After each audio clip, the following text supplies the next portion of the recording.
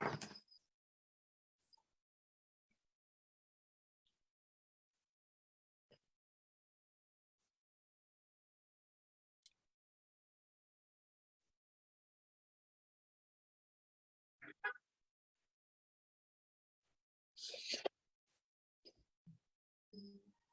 dimbula.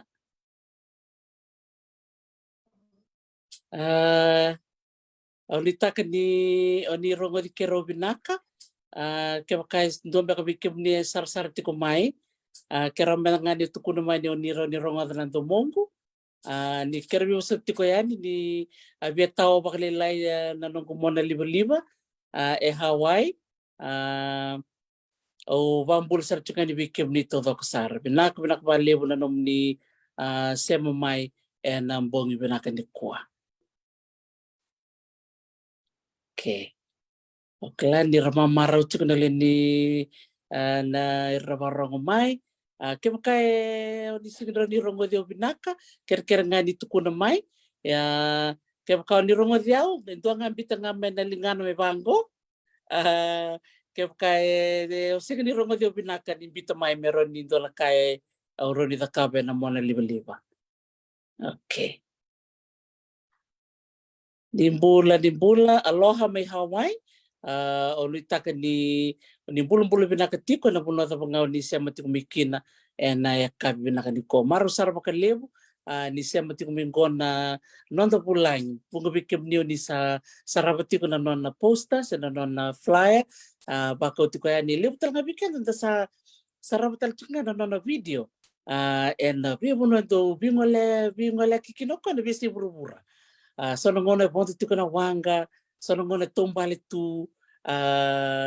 sono ngona lindam betoka na dona mati ni bale sange tal no tiko mai. Dona kana no kudo maruta kana ba muria na nona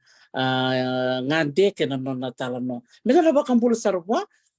bulu binaka no gueka tau pelin raw. Isa bula binaka ta maramugunuai ta tomando be mga binaka ni raw ni solito dona ngauna. May bakay tabi na kabi ni kuwa. Au kila ni tito musara na bibo no eso ni venga rabikina au raida lesu na nom ni bata-bata ni ramai bagai tabi le musara ta matarong ina nonda benua ina biasa buru-buru au maruta wale ni raw ni bo kawita gitu raw ni bo mai untuk tona tau ena ya kabi una ni kosa sakali utiga na babi benak ena na buguni nom ni venanumi raw ni mai tomani ke munitu ena buguni beitala no ni ko. Sabi na ko na kumalim sar nung kuweka doraka na nung marauta ka na nomundo biwasay nomu tala no chumay biba ungeti lakusar kami bio na bosa okla na bosa mbeka bakanta na motivational Hallelujah.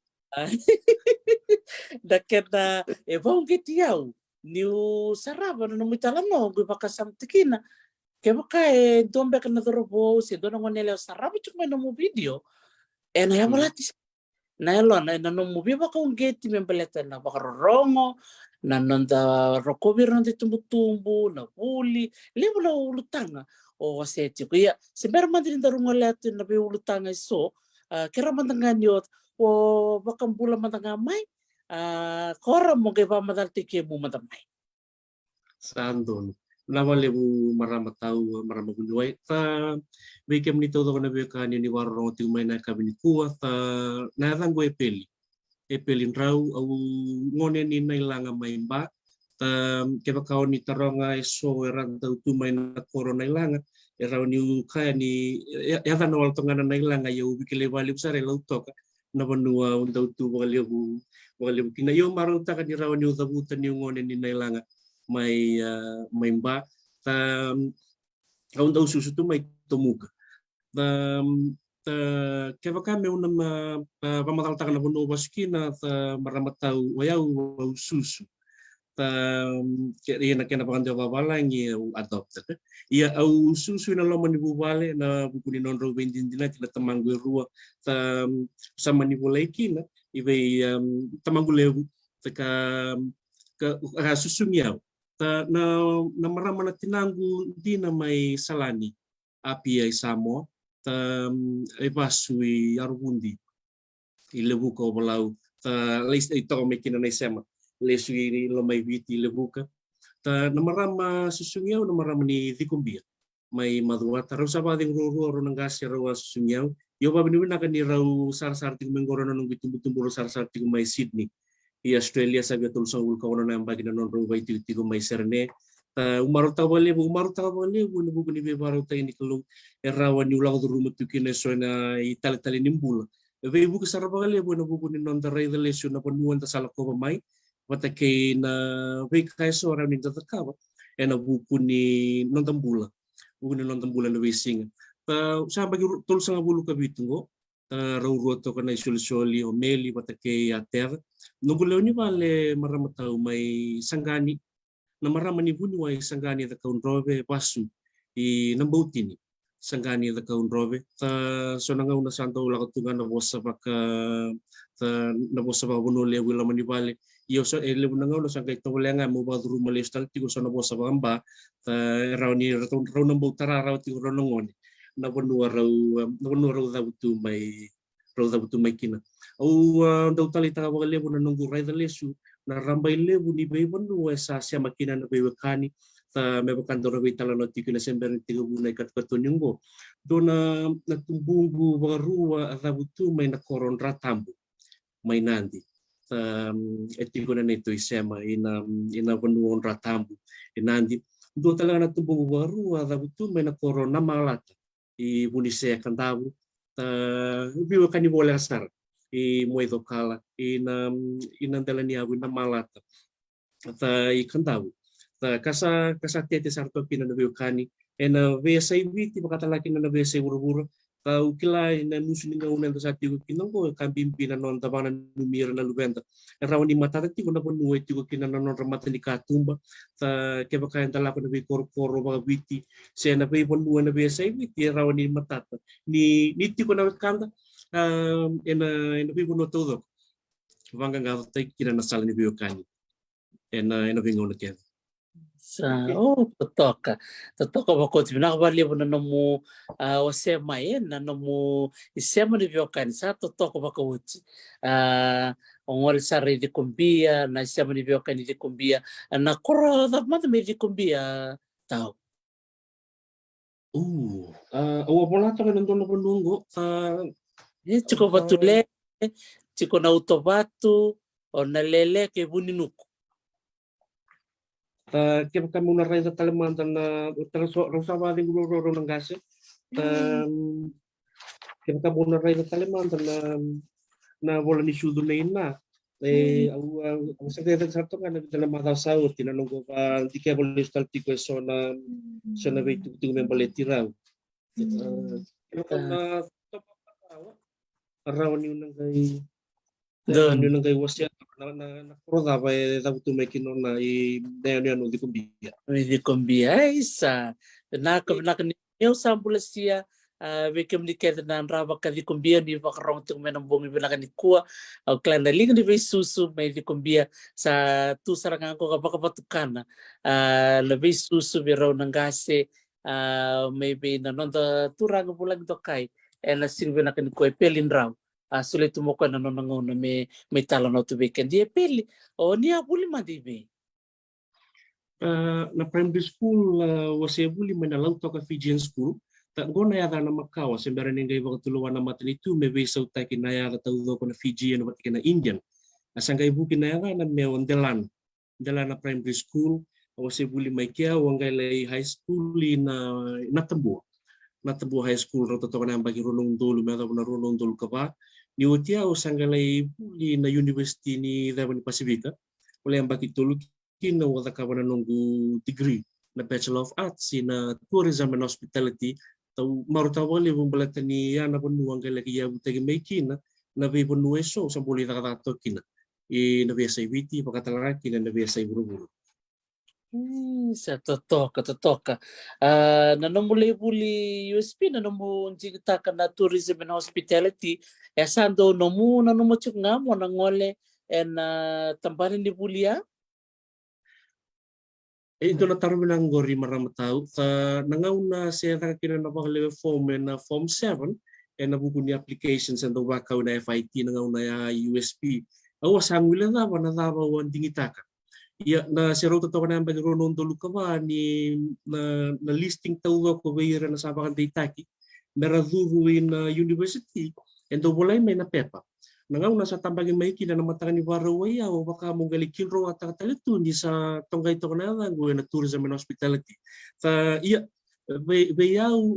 levo nangau na tau itu na be kan tabana numa endu etunga na itu butu ni kelo wang bau tani asa itu butu ni kelo kesai nagi ni kelo rawakina ni umbau laki rawakina ni umbau lagi buli tanah tata kaina evu ni tatapan ni sarwanu ka bau ate utalaki na nunggu tala main na yang baki rono dulu ka bitu ada betul menangau nunggu. Wow, sa totokan din. Iya nanomu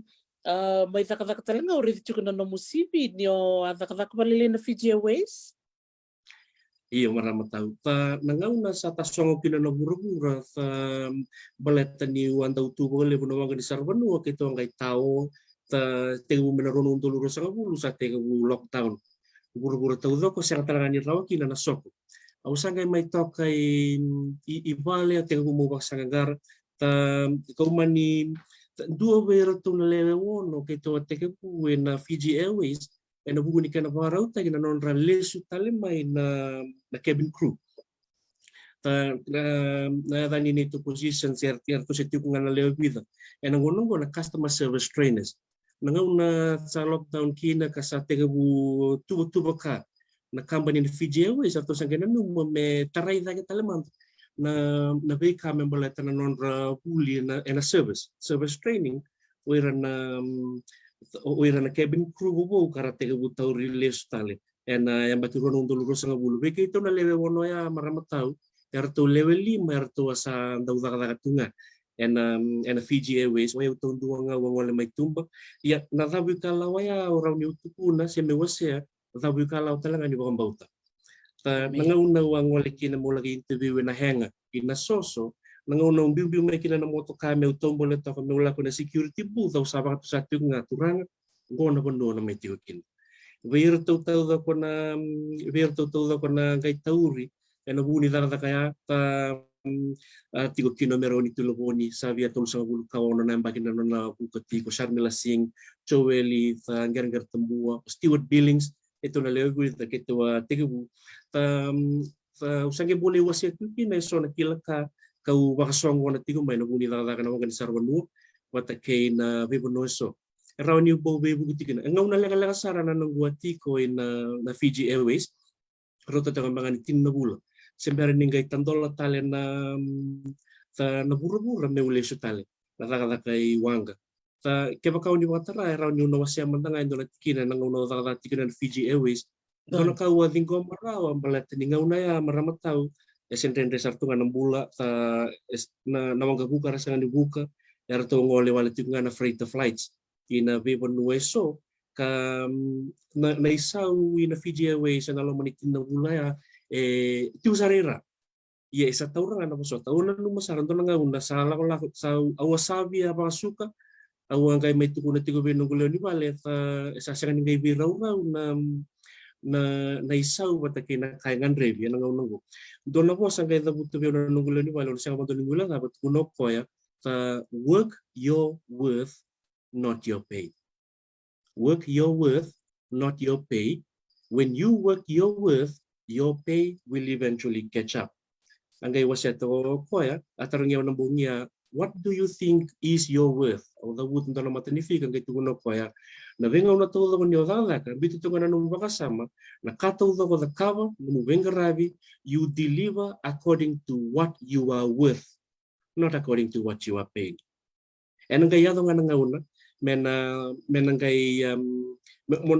nasi ni tangai rawan na bekale wen ngai salamuria mai ye ngandre bisar nga bangali mukin na posot watage na yalong din ena buni ta tini nga bulan na nung may vingarabi may bito ko ni tuberto ye na lo manitin na bula ya sambu taray da kasaraki nanto na buyo kanji bina watage yerto to na vingarabi ti ko na Fiji Airways mga bimbi berto na customer service trainers berto na aircraft safety instructors at kaya na bidatali. Si Toman ito nga na bay tokani, at kaya na bay maluway. May adaw ito yung menasigan ni Pua. Sa totoo ba ko che marotak na bekat ko na namdo na work your worth not your pay. Wow, very empowering. Bikim ni na barang chumay nak balib na nom sistema mai na ni romay bital chingo ke pelin raw na nando bulangi o klan bunga bikim ni dito ba mureti ko na video na nando bakang takachiko ko na mona liba mento talo takatum bulong wajit kada tumay na bunga sa ni tala no so na puno i ngandi tu kini bisi burbura nang kitarin ko bak malu na bi puno endo bakala koba o klan di bunga ka na buli da may buwa na sig binakan ko binabali na siya mati kumay tokalati buli na bambakaw mento na rongo ni talo sa rongo binakan din sa nabakaro wasya go weekend na nawekando ay pelin raw tahu na beso ko talibali muri na no mo si buli chuko na primary school mo do na taka baka mundo tanratu mo na taka kina di sa normal line Isa marama tahu pila sa rai wati bakang ko tul sa bulu bata tanam pa kyo galin dum balis tale na sa tarong gori mula tananga una sem bulu tikin ron ng gase ta rondong gaga ba li na lut pambimbi na wili wal singa tambu na mata singa patikin na pay tabi to do ba lutu na lutu sele watu ber mekin raw raw do to ko na sarbagalio na na buku ni pito ko niya sa pila sa gosta ringe matay ba ngaw na muwasekin ni sa sibitong go tul sa ulo wata tanam baki maramutaw anduan na panu tatan rata tu mau zaki na meu bengarabi bagalo tu se meu zambe tan pekanto na itutu bagay tal that kaya kami bita lang that was an inspiration back then iya ka uwa binibinatawa le bunabuni nandaru baitalan no ni ko eraw ni gailasi kata men pananan niya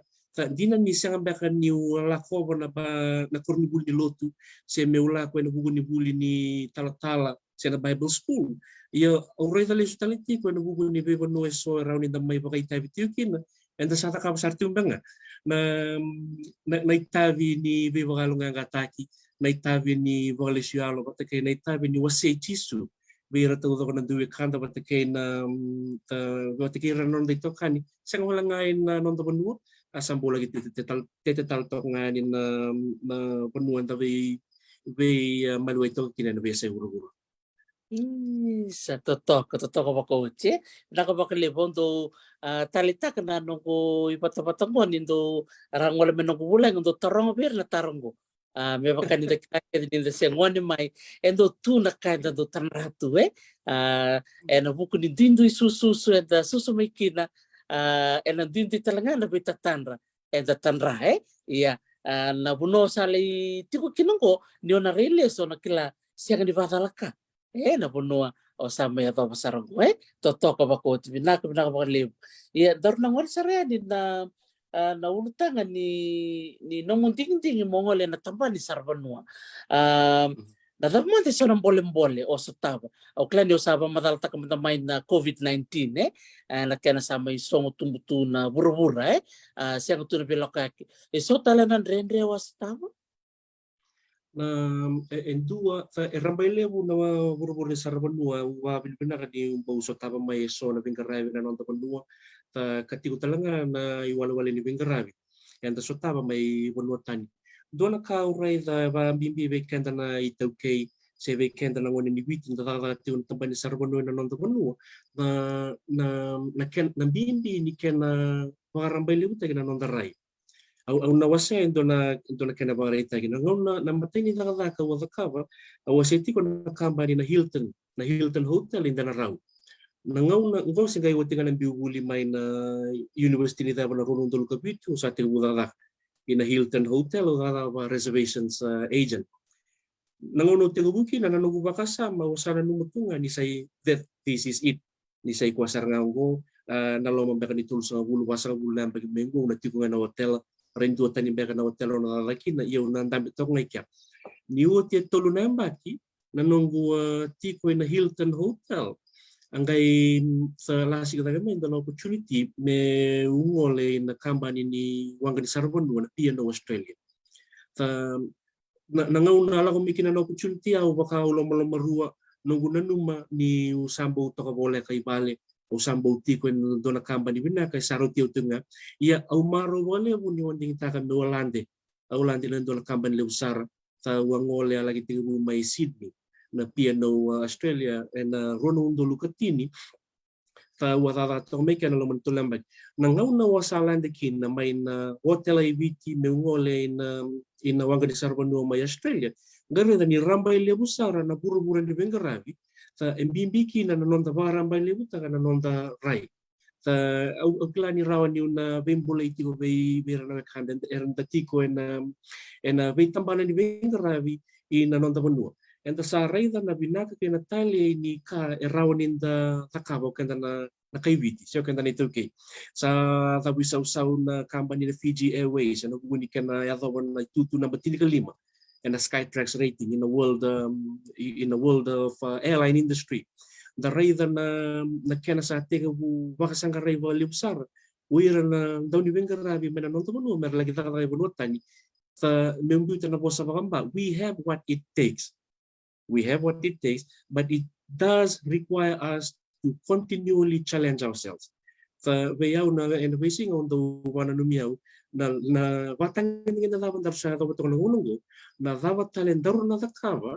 menaraw ni na lebeti se bueti dagi kina inundu talen na batang ngende. Lebu na ngaw nendongan rebe mebesaw na tamaten da vitala no kaya lebu na ngaw nendongan rebe na mebesaw na dabi bonuan dabi maluay kina merawan ni lore so na sala maramataw sa mena boleh kan tunga na bingaw na kansa sa mambimbi bayra na to kan tambanan ni sarbanua na level na mga tugo kinunggor sa aukilan ni lewu na natumbunda lewu na wekanda eran daw sa to na hotel na lomo ni rusa ng gulutul sa ulambaki yo ta around the new kaya that was what used to be in years before. Yan nga unang sa totoo sa na parang nabing garavi ta weekend na tiko na wano ni takataka menda buli na tingo sa nakabubu around ni nabebu kina non de lako ta pambimbi na non tatumbu en wesinga sa meule su talena no monitaro maramatau ta en buku ni takataka na tambanan ni sarbanua ta umaru takabaliw around ni umboleta ni ngole main do na panua sinto na materi tulay lai diunan raw padadanga no dolo na tamatera tiukin ia sa tenga bu me bakila burupura na kau ni bengaravi around in dalaki bengaravi kin ka sa ko total tuan boleh batang na banu ni round in talawe inando talena batang ngende senga walanga ni ona food and beverage attendant ena vinga una kede oi ko nanga uno sa durukina na restaurant department se durukina na F&B mo sa te uta tanratiko so oya una yado wana tutu ni supervisor oya una yado wana tutu ni manindia oya una yado wana tutu ni general manager se operations manager ina be tambana ia ena ba tau saranga weekend au pilani oni na bandin din ta marama tau na buguni be bonole levo sa be to kia kikina ena buku wala nga ni nomu ni kana sa pakambe kami sa buti be ko na ponua sa napatangin ngin do tiu kinungo ta ungan reba mo ray den do na bisau sindo tale na bilebeti enda na marutang walimkin ta ka enda na marutang walimkin na buoni non ta ka ko te na buoni non ta posot sebenarnya kebenar paling besar tahu tidak tuh dok oke do na rombak na bos mek ba perten lakin bos take changing our mindset kena na daya changing your environment baka rola ko patu cikung gue non ta baka sama wat keire ta maliwire tiko and being na self improvement you keep improving yourself au tali taksaranga na tulna lesson ya. Iya, di nasar. Apakah non rabakasa na kay Chavani siya aware na kay Yesi ni oray na bakasa ni innovation the way na kay bulayirtiko when you come to work in a day you assume that what you did yesterday was the worst way ever. Hindi na niya tawag ko tunabing karabi na singa no yun na numugay lang ko duro may namatakan ni puwa na nung bakasama kaya kami uambiw tamanda niya na ibang raw nita katakan ng noa rata undua na dapat tali ram datakawa mendawa binakatak inandua tali batang ingin oni dabuta maramatau in terms of changing mindset awon do nanu mabali buento na quote do baka ngatakan ng unan dibuli nakadabuta William James gua sa dabuta ko natin kaliyo tin kaono kaya baka doon William James o ko ya na matay ningas ni buli atau yang buta karena buli in terms of psychology courses betul ko abuniway a physicist the clinician as well ang kaya ko doon na statement na do buta mga libro ko ya the greatest discovery of our generations is that we can change our lives simply by changing our minds. Maramatau ang may dabuta William James ko na 1916 yaw kila kaya ko revelation ni bola tabu sa boleh raw to na Romans 12:2 not to conform ourselves to the patterns of this world but be transformed by the renewing of our mind. Lebu baik kenda au wandin taka ena buku ni baik kai so lang do rumah mai lebu baik kenda kaya kau bitan mo sa ka peritanya we tend to accept things the way they were. Santa dingo wala tunga na buku ni baik kato do kanta lang do rumah mai na basing ya menambulay kenda na bengauna this should not be it. Esa siya nga ningay po wala tok ngango na dapat tali raw ni zakau tau kila ni zabut ngo na ngulo ni bale barong ting may centros klasa via wala ka na ruwa no matakalilay sabong ngango ibidale singa menangay ngande talmay me nangole may nanon da banua ni utila no paling dang en banule bo California en nangone na rongo da kina ko na itutugo ko na gay bole ya ulis tali kino ko me na zabut may be we peli now that you have mentioned it what are you going to do about it? Pagkakuni dabuta maramatau in terms of changing our environment. Nabunuan ng bulakin na may nabukay kan dating nga nabugunin ng toso, may nabukay kan dating nga nabugunin ng tumbo, may nabukay kan dating nga nabugunin ng kakabaki na bay kalilew satu matan. Totoo ko makotisa. Mrs. Rao, napuno nga ni siya mati kumikinan ko, kaya di nangun coffee ti kumpiak ngo, meron di ang rati ko, meron nga na vitala nonggo sa angor, to kaya napakula, nakavali besar na vito ko ni, rong bosan ni bima kong geti, nindo do buta, be turang tau, na bosan ni bima kong geti, o klado na kaubulitan ng darubitan nonggo, weekend na biwatini, do sarangan na kami na kaya, mendan do na timing ganga nindo ela ko duru mucho kondo nan rendre o kenda isa mengai bila beti so na voce da buti mai na kena ngonon don sa sotan don bina kasaranga kena be ka ngan reba tu meni singa se bada butang Di na binaka maramatau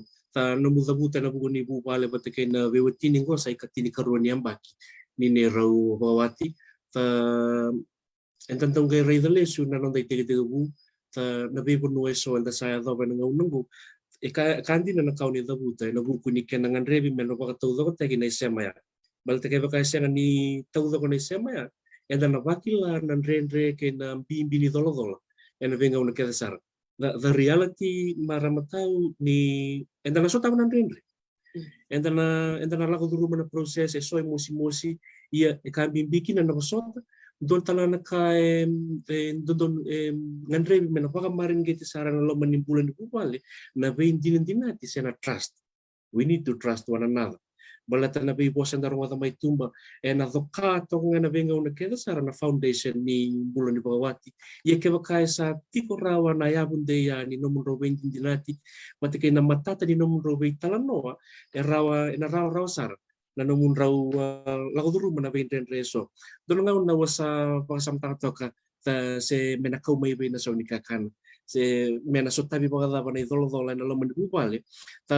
awasa tambe toka wangangalu pasama toka pa titombu ngay tarongiaw na nugulan ni bale what are you thinking about awasa ngay tuko na I'm trying to make ends meet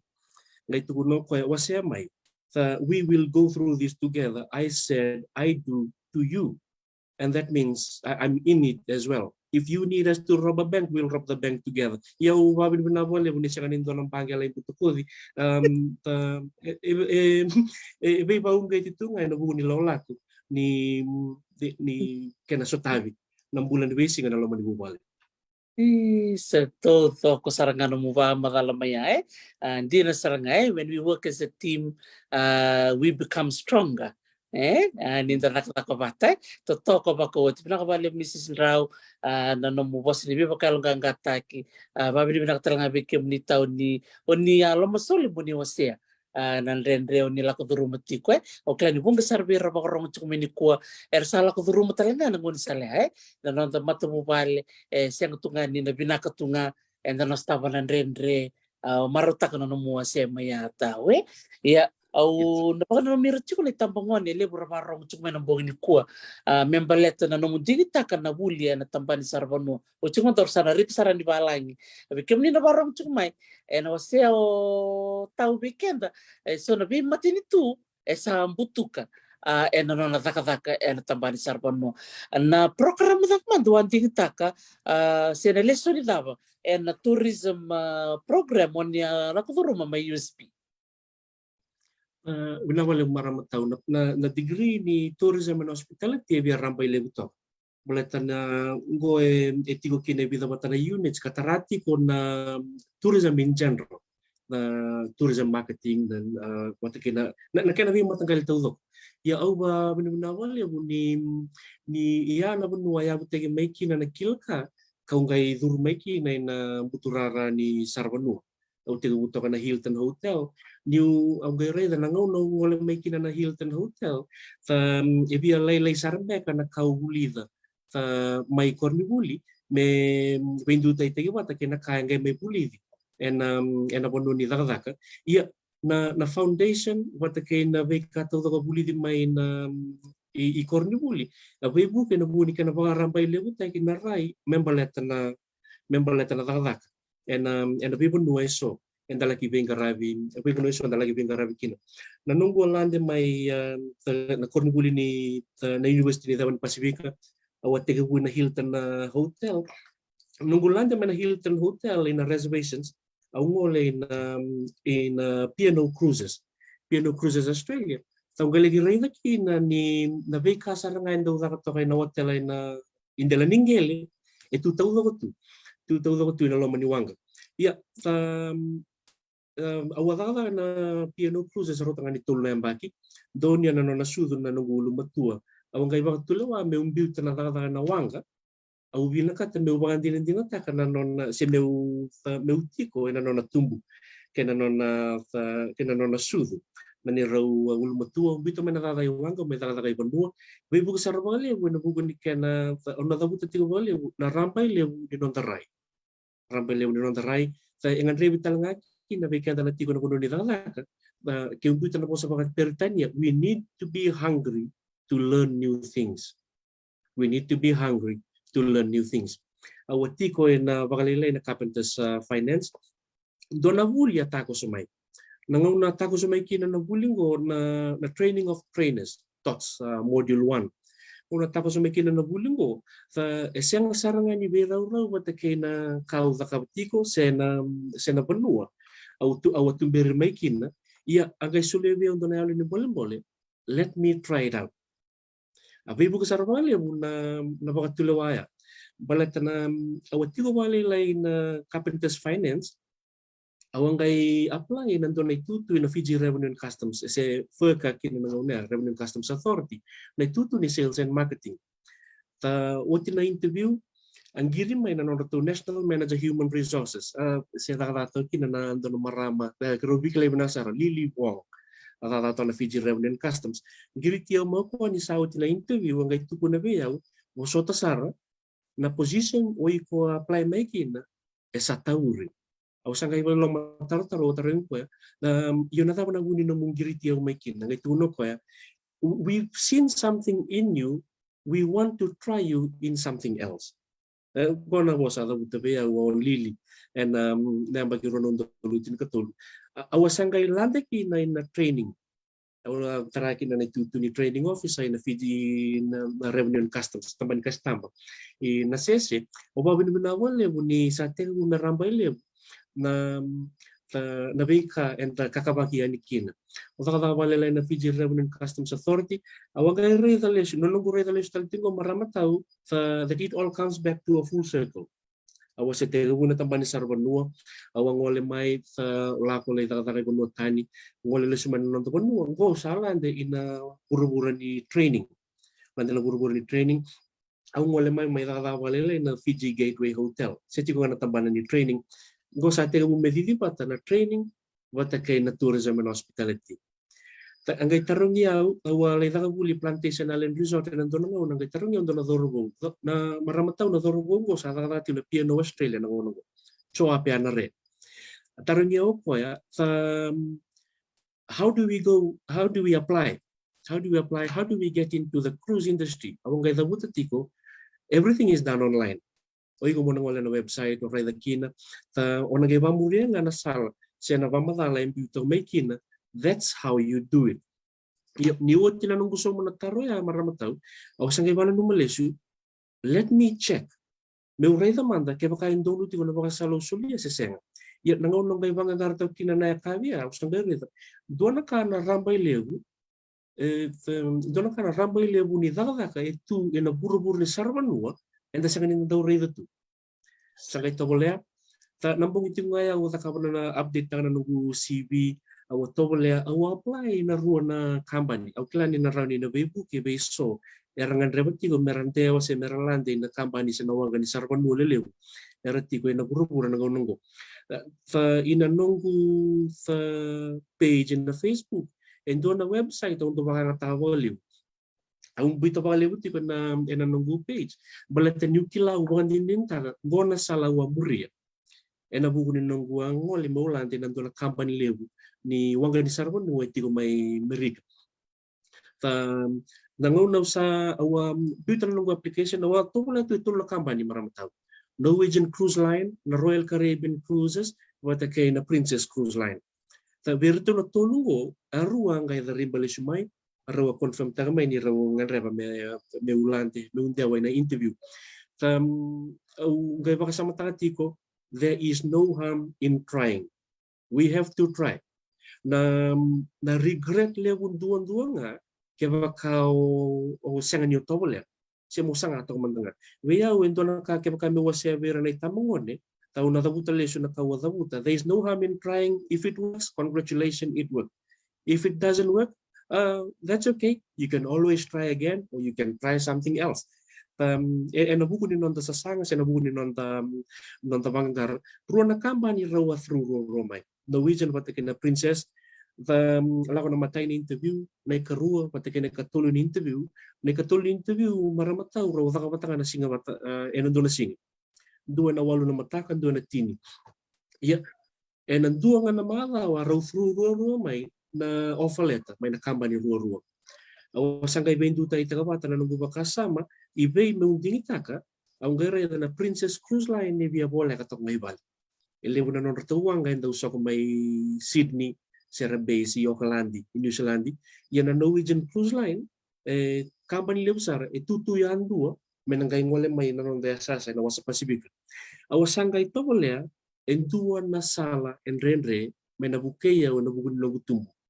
maramatau turun pa kina nugudada kana Norwegian Cruise Line na lewu ni tamata daga tawa kina tolu sanga bulu ka tolu na undolo 33,000 crew from 110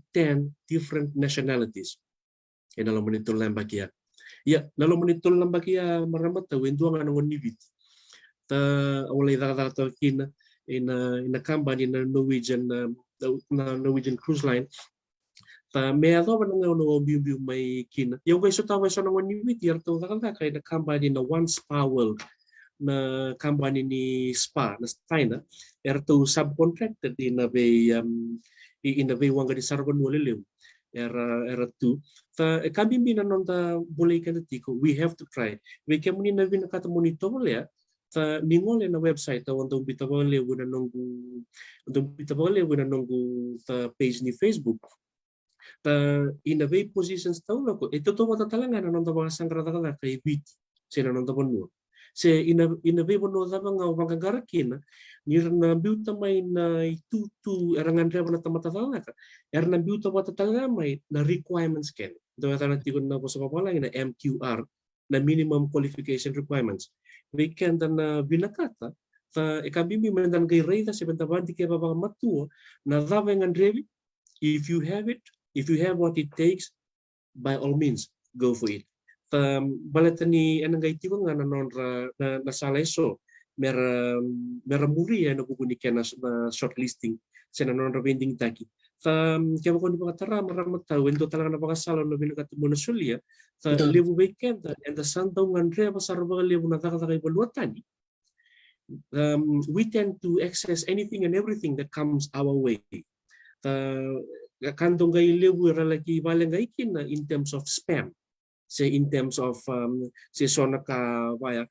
veya na nonggurai na ve company ni wanga di sarban lebu tawtoko, they are all well established organizations. Kanibal malya and atiko nga na non platform ni recruitment sa non platform ni nakanapakanto papalang na talent acquisition in terms of applications. So they would have their own official websites. Veya kaya kaindo tuku na veya ni avaka tuku may buwa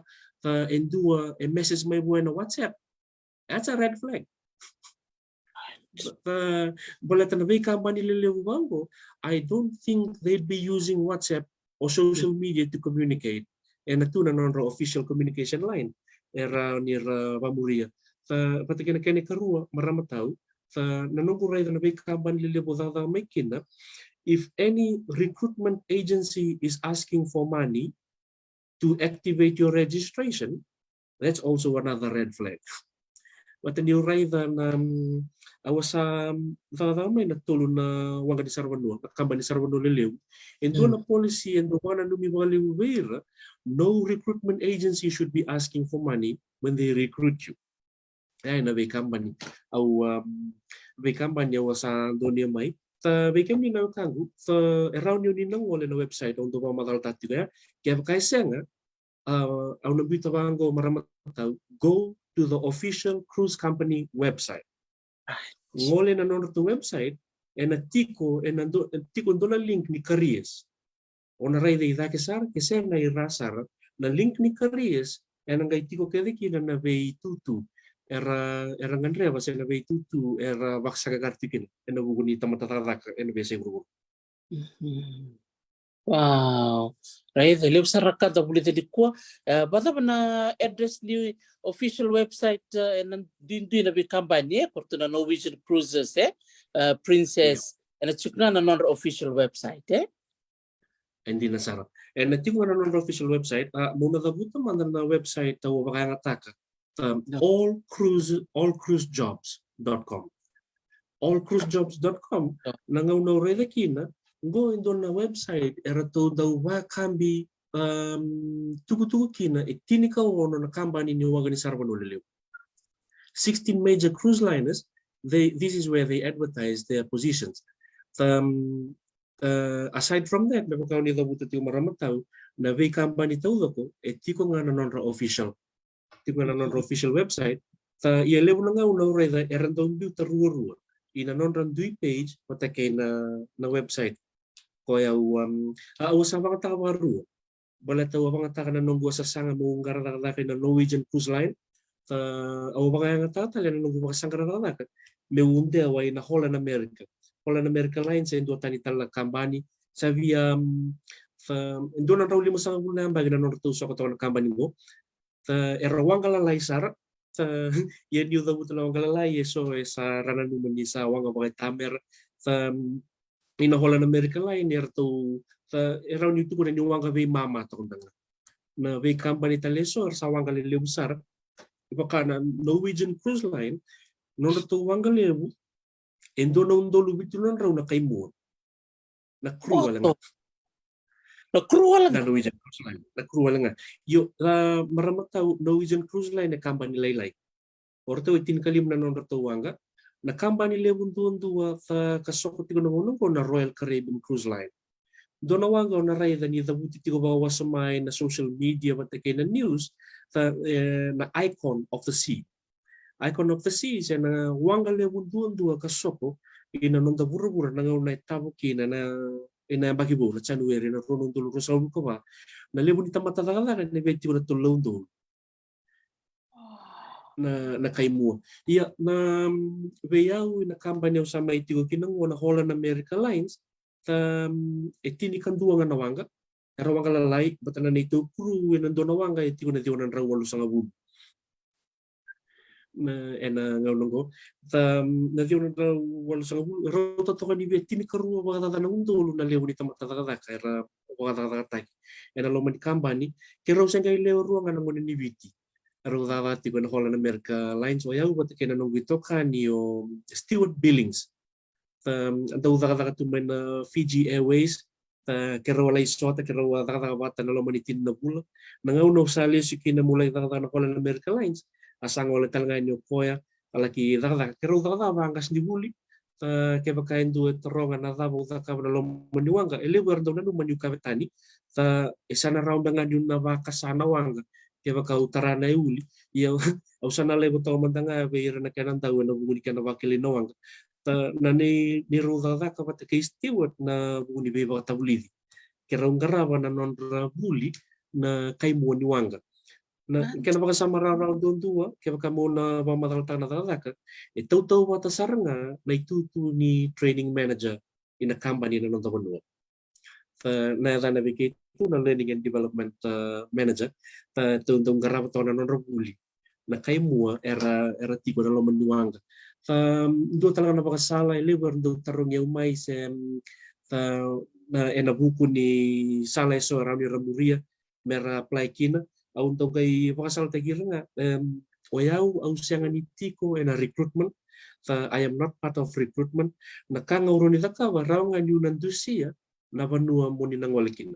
Rangan ni nandusia na banua muni na rani na vasa gagarkin muna tawalekin na ena buku ni tadak. Ena wangan ni buku ni tadak na wangan ni sara banua. Rambai leu sara na buru-buru ni soko. Enda tigo kina nangaunanggo busutia maramat tau ni gilaw ato nga may nangaw na medeng kina na waitalano kina kau ni sawa na paroro. Yang na matonga ko bitu kunani nirnano mo to ni oni kapitan yo na kim ni Ray taon sa kasaran na Ray ni kapitan.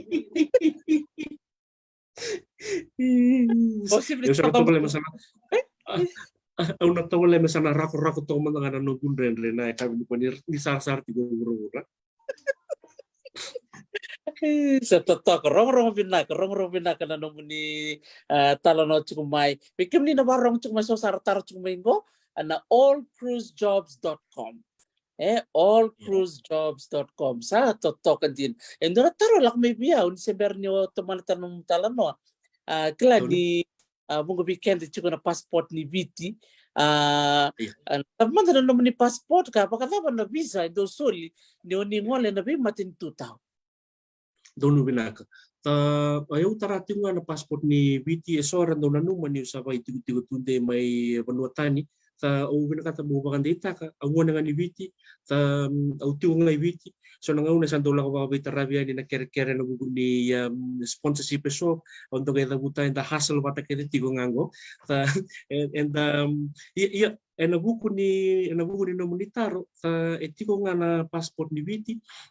na visa ke baka ngole mo lagi dada kay nawanga ni sarban way kela may Australia do na visa erto ng andreba andrebi bayira na crew tau do ko ni wanga ni Australia na yatana ti ko na MCV maritime crew visa ya na visa ibeto to bata na non visa era tarati ko ira na cabin crew ni wanga buka. It is a visa that requires them to fly into a country and operates from a foreign going vessel. Ya Australia. Au siya nga tawra rawati ko na to in New Zealand. Iya, beira tau ko na sa ko may merada kay wanga. Tuwa raw na kampanya na buguni pa kasala pati na bika tau ko ngandre. Nawanga utiuki na base may Amerika na requirement ni maten to Amerika na crew tau ko rabing garabi may nawanga any vessel that sails in and out of the United States. Yang ada bikin na US C1D visa. US C1D visa. Iya na kena soli na visa ko yang ada ngaki na nabibakan data kisya nabibakan donui may na company. Nabibakan donui may na company karena dong soli na kena support letter. US C1D visa kaya ka ngole ina pano Europe ina Schengen countries na visa nga reviki na Schengen visa. Ya maramatau na visa kede na levo na pano endongan revi nga na visa mo buka yaniki na mo laki sombo I Vanuatu. Baka na Schengen visa, you only need a Schengen visa to fly in to a Schengen country so that you can join a vessel. Yeah, Yes. we came up in another Wanga, came mi waruti and the other na crew manifest. Ni sa tongay na mo na crew manifest, na banua taudo ko soko kinanawanga. Na banua taudo ko soko kinanawanga, sina banua ke de basic kinanawanga. Esa wili tali tiba kina na be bando ni beira taudo na crew mera sombu talaga. Kaya undo da buta tiko ukalu mata vale wo babli na tati una kalu me adaba tiko menangono go maramata wo sasi ko wa ye wono sanga ulu karu na mata nitu na wono sanga ulu karu na mata nitu ngo sanga nindo na kau sauma au sanga ni balta ni sauma na kamba ni na nungu buka ta me ulaki doni na wanga o sanga itoka lo mani wanga na lo mani va kina wono na bula na bebo no todo ko ikele kina na wanga ta usa o katitu ena ruku ni be bakan donui ta epe kema mitodo ko na crew kema mitiko lo mani wanga dona kaurele ni wanga ngalo tagi sara na buku ni soko ena wanga ni sara banua se na be wanga ni maten tutani na lawa kapag to kay na MLC Maritime Labor Convention ta tau na lawang ko wase tabo ena ronondo lukaono ta endo yata tiko babalang na MLC 2006 angay bangang gado tayo kinarunong dulutin karua au kila raw ni nang boleh talanga berto nang doni benga rabibiti na bubu ni kana na kaya biru ko tori na lawango na nema mi marro kena tangumaki do yara tiko na work conditions of seafarers in a seagoing vessel engarava se anrava na nema mi tiko living conditions na nema mi tiko iwanga kavatakatalanga na be requirements tau au pataranga tiko ibita na kapitani rabinga rabi tiko ibiti arto waseti ko ni sianga soti sara tiko ni wanga gavataki na lawa na MLC iyo na lawa na MLC endua na ka endau waka bimbi taisar na bugu ni daga iwanga mimbi na wanga ni rasoko tiko na be bonotani kiba kami unambuta bada na nungu tubu me ubondo na dona wanga na so mana company na nungu buka mai biti kama ndaka baka na kele na wanga mai Miami Florida so mana company na mai biti au buka tako si Los Angeles si San Francisco bataya na ruangan na mata-mata raw ni darlo dukina o sangai buka mai LA me utako so Miami na ruto to ne ba lima manayago o na lai mo de bongin duai Miami mon gai wara kana kele na wanga na simentara sana gai wondo ina lomani wondo na wanga ngo se tiko wadangi na nonto kedua na katini kabitu ni Oktoba au nang gai buka ya ni me lagi wara kana wanga na lai kele Honolulu sana bola ka to ni na yatio ni anu Hawaii ena pulo Oktoba yo yan na be kai wara to kana wanga ni otiko lomani wanga o senga nilang katang na kem, o senga lang katang na mem, o senga niyo saw man na kau kaniya patake na bono tiukin na living conditions era kobuti keleti ko na lawa na MLC na Maritime Labor Convention so era ndang tarong nadawan na bana na no round do ni MLC ni sati ko na ILO International Labor Organization International Labor Organization yang ngarawan na work conditions di tamatata tau ko puro sangai tigo rupo na MLC Maritime Labor Convention pakatambagin duang nga biran ng daw soko nangaw na randay bolaki na non policies pati na terms and conditions or na be kamani nangay rabi na MLC merawan ni bakalawa se matata na non rabing rabi babimbi na non ramaroroy na kaimua na lomani wanga dona italano dona kai kobuti na MLC na nema mi tangumaki kaya kai soko na wanga ina dona bonua warerebaki dona itu na high risk area dona na Do nangauna kita wasoko nangauna sa tao kina na vito sa buru-buru COVID-19 ang isang nila ni kita wasok ng kaimua me na inawanga buka sanggay baka nga ginawanga kito baka pondo may na wawi Miami kito lewe tulong dolu ono nan raw katulu na kaimua wala nga 3,603 crew. Ito mabonto ng dala ni Wabu may Miami. May kito so ko Philippines. Ta maramata ito roto ko tinakawalu lang siya na nito tako sa Atlantic Ocean. Kito lagi thuruin na durdurnuan na Gibraltar Strait. Na Strait of Gibraltar wasya na Europe na Wolipo wata kay na North Africa ato kay Iraq. Duro na Strait of Gibraltar tako sa Mediterranean seas like Italy Civitavecchia, Italy, kito ang beauty Italy may kito dawiri may Piraeus Greece. Piraeus ibe torto ko na na drive may Athens na kortura nga kay Greece. Ni sambiu may Greece kito siro sa may nando na tao niyo Port Said, wa sa tiway Chipita. Port Said endo na nito kay mua nang wala ni Chipita sa may wasuburi kay ko. Kito sangay babaraw, may kito siro may na Suez Canal. Suez Canal ko was sa Chipita tigo wata kay Israeli at kay no Jordani ni siro may na Suez Canal nang uso ni mudiwaya na Suez Canal sa kay lakay na Gulf sa kay tarato kay ni nawasan damdam ni sambiu nawasan damdam na Red Sea kito sa drumayan ni endo na Gulf ya tayo to na Gulf of Aden ADEN na Gulf of Aden maramataw sa ibon mo barer ba kaya nabuko ni pirates yan na nanon daw sa ni taurang kay bosara ko na kambawanga si Seng iya nawanueran daw tiukin na pirates sa mga tingman na pirates dalawa ko so mo sa nawanueran tiukin na pirates sa balata ni Banungo high risk ko na nabuko ni lawan na MLC tumbutaw daw na kay mamisaw na takataka na nalaman ni tulo singa ya baka ruas ya baka tulo tayo na kay mamisaw balata ni sokot tigo nawang kay nandun na banua sa baka rerbaki sa nanguna kito takos tigo na kito rongodan ni tubo na isaw kito sa bako talaga ito na motion ni kito toko mantangay kaya may ruwan na bula se meron ni lagobin na kan na biliniw ni sa sobi na tonan ni sa sibi na high risk area nanguna sa ambiuki na coastline ni Somalia coastline Somalia santo tanto na Horn of Africa. Isambiu na Horn of Africa sangkay mboko na laway. Balad ni kito sa ating ni na Indian Ocean kito lawa ke Goa. Goa na era libukin na Katolika balad na bugo ni influence may Portugali na bono India. Ni sambiu Goa kito ngole sa ray Mumbai India sangay sirlos tale may Ceylon Sri Lanka. Biwo Sri Lanka kito sangay ngole Singapore Indonesia ngay lagi kailan nawangay na tombay Manila na Philippines. Ngolo raw tatokan na ruwan na bulan na nito so Kongo nanunggu sa sangat tigo may ulis tali may wit.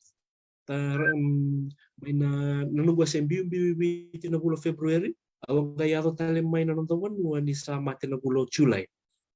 Wow! Isok balabong. Enabugo ni Sokong balabong doon ito nangunan ni COVID-19. Autalita ka na challenge daru sa tawa na non daru sa nga ito daru setup. In terms of flexibility, we go with the flow. Daru waseti ko sa sala. Nangauna sa tao tukina na vito sa yaki ba't kinabi katulong biyaw. O sa kibakan din takatiw nga, in all these, Lord, you have a way. In all these, Lord, you have a plan. Ya, umabin mo na tawali, balatan na nangauna, nanunggu dawir ya, sa kibakan dua, may wabog iti bura-bura sara. May ubagawati na nagwabog iti bura-bura. Kasi may natan na pakapalang to completely circumnavigate the world. O teka buya ni Simbimbiwiti, o kay Los Angeles, tako si Miami, tako sa Atlantic Ocean, wala ko na Mediterranean, Laysiro na Suez Canal, Red Sea, Gulf of Aden, Indian Ocean, Ledawir sa Philippines. May Philippines, karaw sanggay, kito sanggay bitar, karabate kay Honorable Mataytong. Nanonto mata kan tabi ito ka may tsawa ni, sa kapatarin ko, tiko, nasalalaban mo na yato pinaibiti. Ngay paritang mo ko, endolo tiyo nakatong bayo kalandi, ito sanggay sasanga may Manila, sa Hong Kong direct flight di Auckland sangkai ibu kesarai witi na Air New Zealand anglai quarantine to kena lang kena lo mani tin kawana singa eleburan yung gaw eleburan lako rumah na depression na nguna ya iwe ya umaraw tipo opportunity talaga ni raw ni wiwal nga ngata ikikuira na natali nanguna ra reda kina na negative and all the challenges we ya wo patim nga sengai endo na kami na katiwiki au maraw ta ni sakay ay au maraw ta ni sakay matay ni nguna mo ready chipita kina marutangan sa kay matay ni nguna mo ready Sri Lanka kina naumbut ti India kina ya tama bi na tatyo na kalu en nabugunin non itu betul en dua tani sa ramay na beka na daw nanumuto ka na tamata tabusakan Kantua, wakantua. Isa sa talent din na nungurong da. All sa nga bulkarua na matin tu. Wikim ni na barong ti kumay. So wikim ni tambongon ni. Kaya bakao ngan reba mo ngante. Mambutuki buru-buru. Ngombe kay doon na ngonisar. Mo na raw niyo sa tabakin. Di tau nanonto bula gina kami na kanikuwa. Teka mo nga may nanonabuli. Buli nga mo kami Delana Fijian School. Sangay baka muri mo tumay natambua baka bulo tu bikem ni kada bulo tu natambua au klan ni do ganga be kana rakabien na mo ni madao lip sarti na bulo tu natambua ramaro sarti kana ngonongo gondo na ni bulo ti main dambu ti kana kam ni kono non me wasiti kono non itala no sa rong rong pinagatin do talo ko taro na no muni ti kono non tuanga na kena sol bikem nindo oni ando na rumu moniti ko kina ka oni ndo leki katalau baka singaleo baka kabi mbaka ndo na balikana iyo en apa they came in to go ngai wata we nei tutu wata kai na de na to na entitlement sa beyau sa etiko ngana no rumu en dau lewu ber na tanga kai ra dau lewe rua na lo manindo na rumu ia na size ni rumu wata kena condition ni rumu wakati tigo na MLC na bunika ng karauni me tu bagi ba matau na non rang garabi na kay monuanga ta niuti ko iwanga ibaro tay na uniform ta ibaro tay talaga na nakakana ta marama tao na namatay ni ngao sige tigo na kini iwanga tahu kilang saya tikum bana kagu bibi na bitu sangat bulu bata na kilo. Ya na buku wala nga ni mangiti araba karu tagi wanga. Ta giata butong minangunong sa na komentangan yuta buta na kagu bibi. Ya na buku ni kakana era tiwang. Ta beke mami wala tani kama dan nanto na wanga wala la beke na Norwegian Escape. Norwegian Escape etiko kin ndolo bitu nan raw na kay mo. Na ndolo bitu nan raw na kay mo ya. Evia tolu se vana valikana membaleti rawala sarana kai mo na ya woni wengarabi na ya woni evia tolu rawata na chef artu iwanga na ya woni wengarabi berto na nangarawa tigo na kema mikakana na kai mo dau tega bu na katalau mai na ono me ada na diwa tigo na katalau mai na ono me ada na diwa na tini na kalongo sa tega bu tale na tea break sena coffee break ndo bia bimba maniawa ta nati bat kena coffee la tunga oi ko ngai lawanga wasing lewu mena tini kan dua me ada wana rua sangai to kata lava ka bi mai na va me ada wana bimba maniono to na va ka me na va me ada wana bimba maniono sangai tiko na ta do ya to na meet na evening snack ya mai na diwa me ada wana tini kan dua nakakana to do sarngai ba raitai e ba rautai Dio me dava tini kan dua ngai tiko era to na rambongi e tiko nga nakakana paro tai men paletir to ke kai so era dau ta ni tiko iwanga na tu na panu ni be bala sai na panu era ni no pa de kina tiko na gym ta tiko talanga na do tan tiko na kruba na kruba dau takakina na rosong na kru so na panu mera ni ra wind down to back in ta se lagi pa de to kina eso ni sanda uti may sesong may napanan tuwa na kolok erdo may wara kana non ratu pa kaya ka binarabong ya may narua may adawan na tolu ya ni ratu pangaraw tagi nakakana kaya ngayon rev isa pangaraw tagi tu doon na lawa endo wanga ka ta kisara na bubu ni tiko sa pati kenam bule wanga pambimbi na wanga era tiko nesa sa Amerika na ya tano tiko na US Public Health na standard ni US Public Health na vei mangiti tau doko sa nakakana kede waka sangari membaleta na katalau na ngaune sa songo kina na walikana ni uti na katalau na mangiti kede aran biulay erto na kay waka sangka buta na membaleta na waka singaliw pambimbi na kakana sa buta uti se mesa tubo may na ina buffet line ya na ni mami walikana wala na crew yung maramatau lew na ngauna engay uti na ngayon si Rona Malawa sa siya ngay long binaka na nakakana sa balatan ni Saroy ni sa kanibising kay mami daw lew na ngauna kay mami sa andoy bulyang na kay mami nuro se kay mami wangarayan to talaga kami kay mami kaniya o sila mama balilay yan dua tan to balilay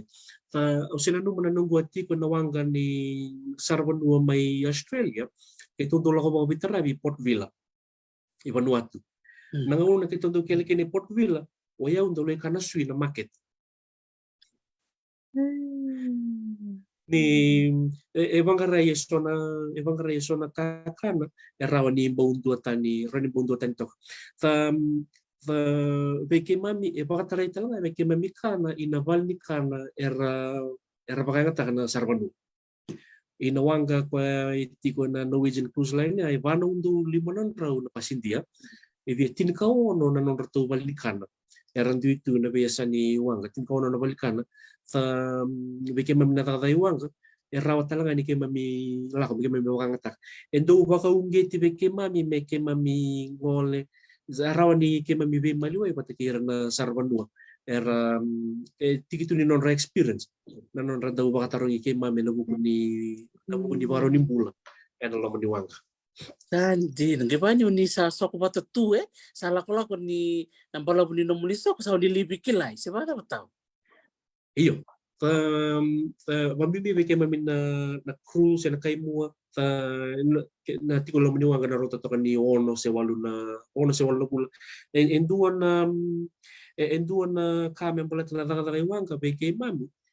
daga na basing. Ngona kay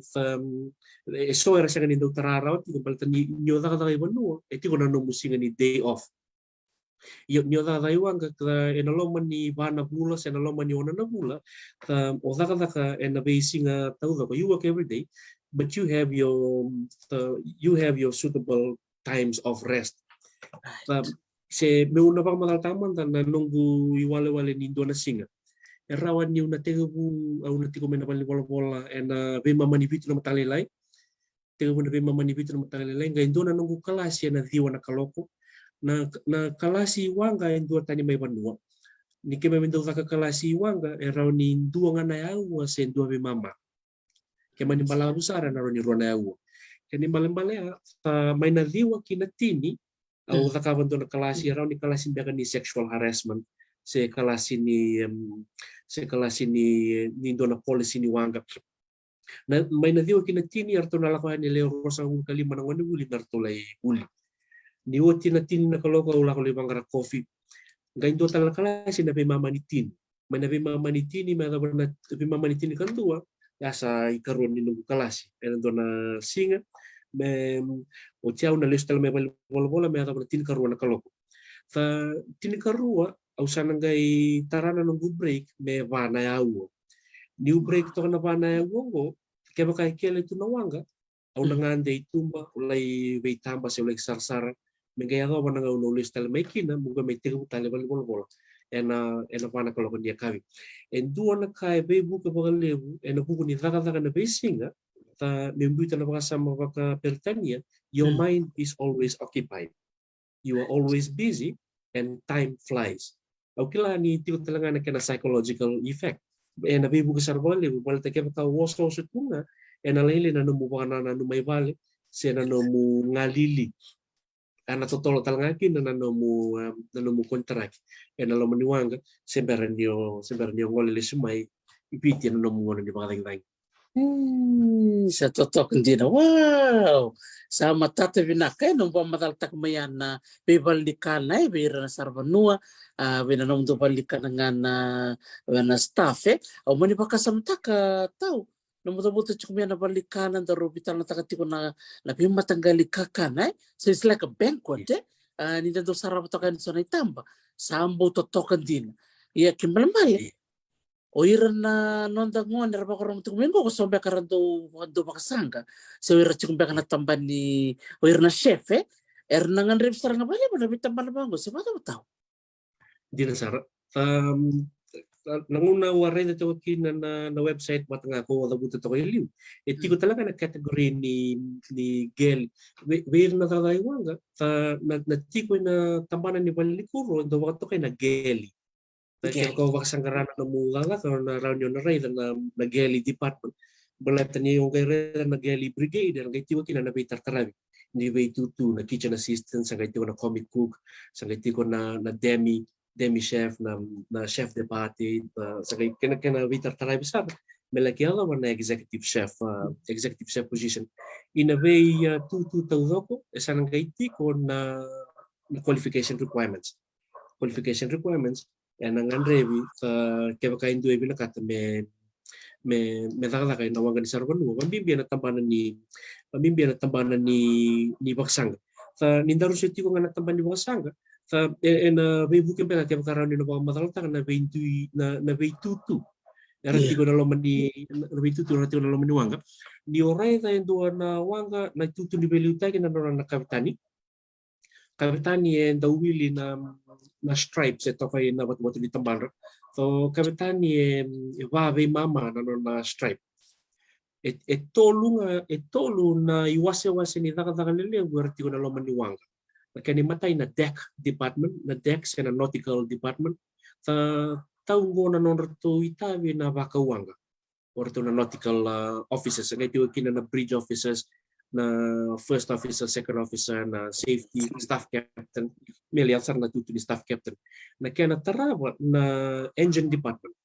Nonreto na engine department sa na technical department, na nonreto na engineer.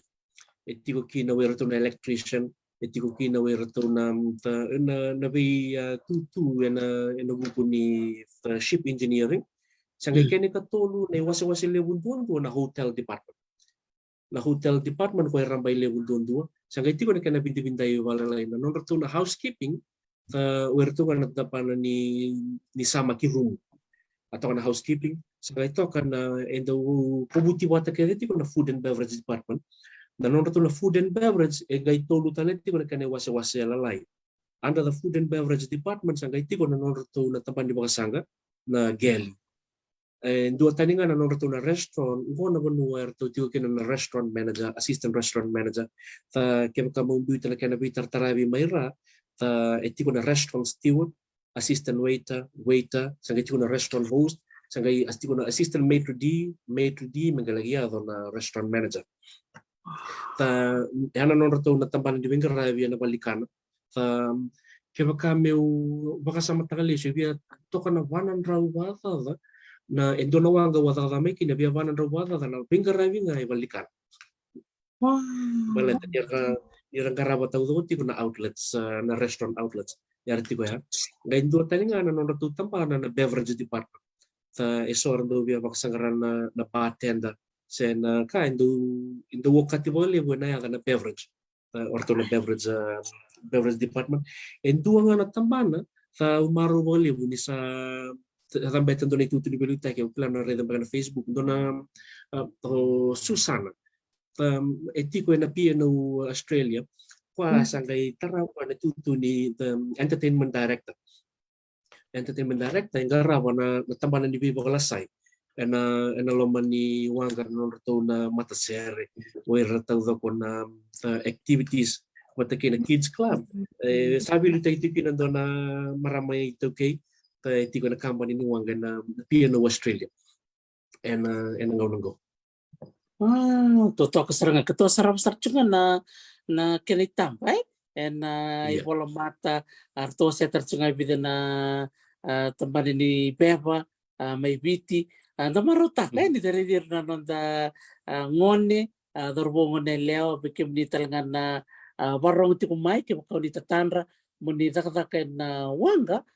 satu ngon na keri barita kingona nonda bulan na kami ni kuwa ay pelin raw okay ni bunga na ngone sa dosom chuba kay ko sa nom ni taro okay ni do ni bita na kinano mo ni video bima kong geti ko kila di nong ket na taro may biran na warong bikim ni na warong ti kumai di ka ko di muli tabayan na kasat kung kumayo turang tao allcruisejobs.com hindi ka ko ni bitar-tarwa belati nyo ko do tayo na tambah na dala ko lang kung nagkasilitary no ko do na vacancy tao ni ba ngayon naman hindi sa sanga mo ni ngole all cruise allcruisejobs.com totok mo ko pinakamali kami na taro ti kumay nimbita mo na naman ni taro balato tawi pili ni wati ni Robi Talonongo ang kay wili ka mo ko na comments in beauty kumay kaya makay so na taro siya nga ni sumaraw ko na kabini ko ang kay so to wala ko man kay so may na lumanipita na siya nga sa chukboy matay kirawe yan total na taro na no mo taro nga tao ni si Ber ni taro na sana may semata ni Robi Talonongo sana may taba doyan nabi matinitu o ngolikina mena olo sang bul karuai dono mo na usara buti ko ni video ni chuk sar may rope baka na sa baka Denmark may chamani nabi bono baya buti ko do na benua buru-buru may berto na olo sang bul karua o baka o gambe ko kaya o klan rende mundini taka o di baka berto na olo sang bul karua baka tarikim ni baka li nandun ba ka na baka sa mata ka na nung susuta ke mai nanrenre wala ko ruma namun bula pa ka beauty ni bula pa ka matubal ora ni wase mate do bi kede di ko benar ka marami tahu indo na kau daw raida pipi ni datang matulutu nangunan tandaw la ko tu na be mate itu so nangunan tandaw bakila na be kai so na kai daw bakila itu mbak lo manimatin itu ya mau na wasendo na experience nangaw na wati ko kinando na tao ni lehav bendo na tao ni to kana boli ko kay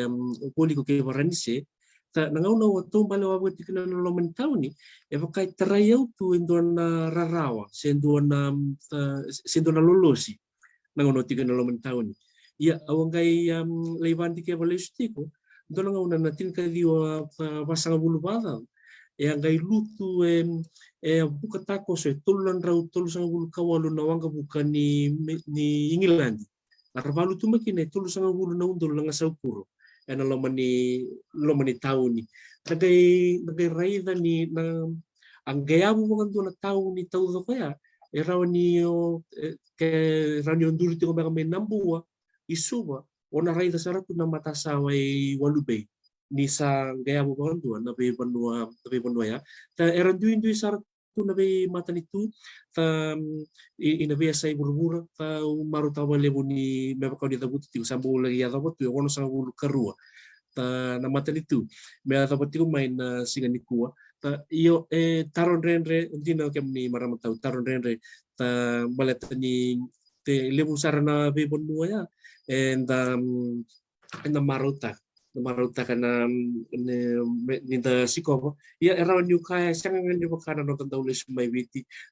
endu tani na de baro ni alon ta pipi na ngone sa pola ka may kinang gabuka ta mo ro may kinay no ta pro may kinay no ta pun ta ya eno wala ngani no muni taro da do na mata ditu laylay to kasara in Deva kay na Caribbean o Aruba ta augay kinro ata balatan ni ang sala ko wabi na matan tungo nangaw no sang kay tingu wasya to kina so na itugutugo membalata na be matan tulak ko elimu sarno long ito kanya rangay tukuna ni rasengge rongo da bagandu so na yada ni matan itu era au la ko batiko o Aruba matan tulaylay endo baka to kay tiko erto lewet tulo na matan itu erto tiko bitikiwi ando baka to kay tiko na ABCs of the Caribbean na tulo na matan tungo Aruba, Bonea, bata kay Curaçao. Ta ni oray na mape na panuan dami to kino Aruba sa laki Bonea ka sara biatin karundangan na kilomita setin karuan na mai le mai na matanitu Venezuela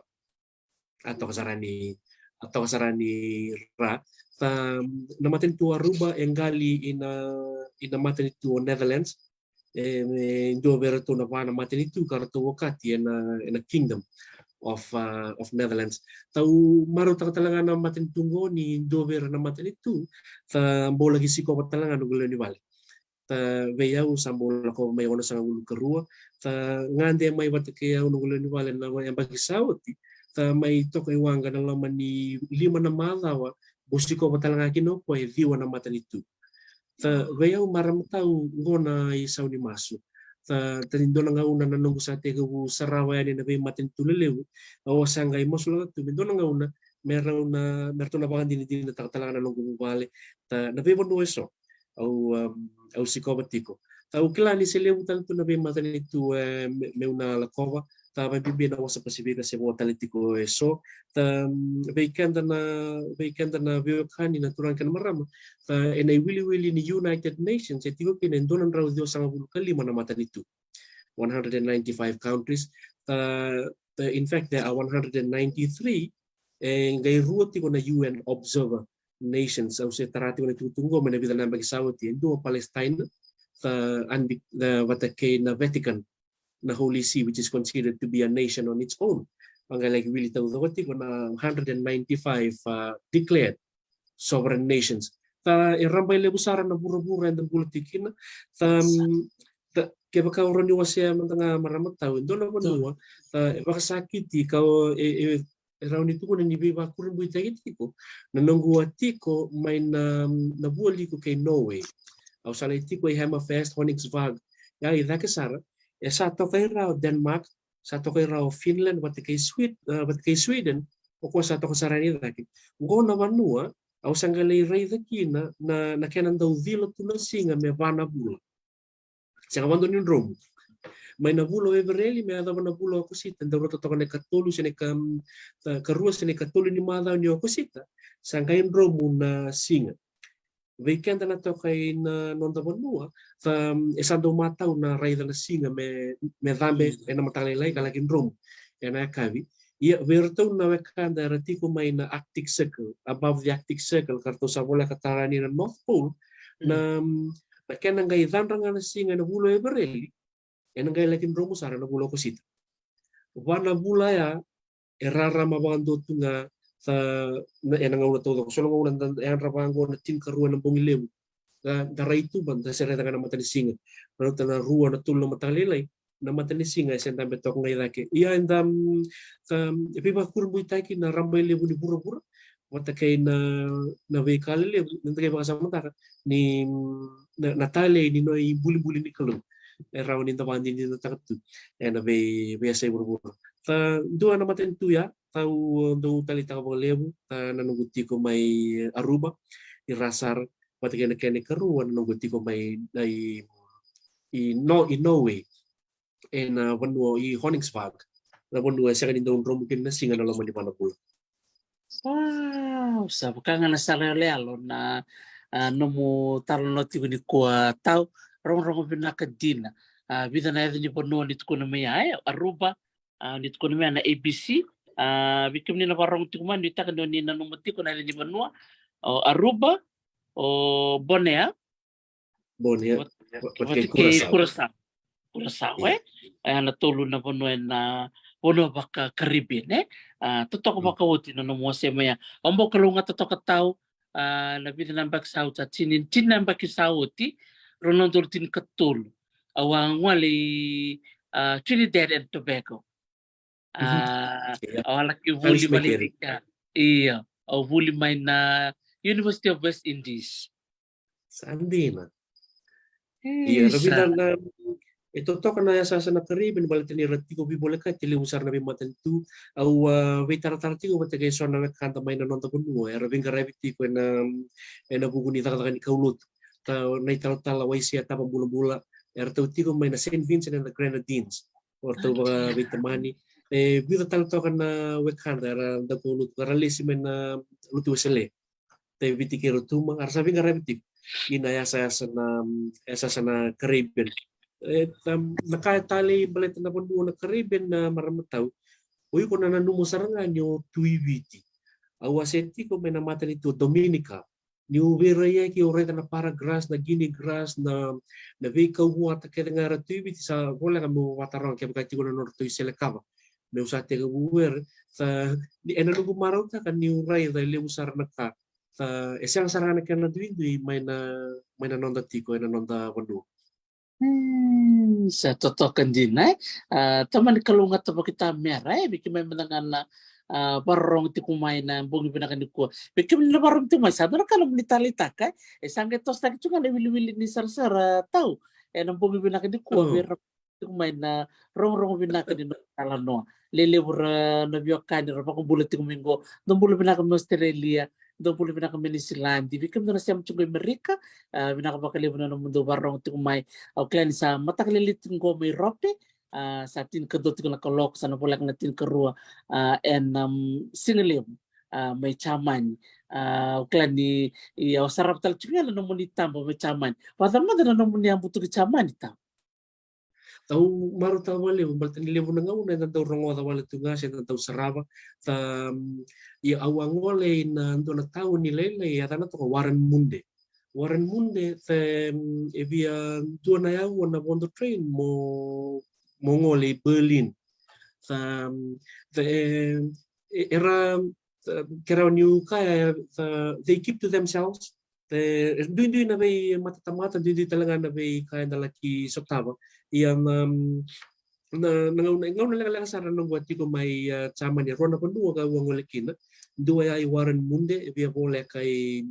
i Berlin do tale na tao ng walekina Kiel Kiel boleh kay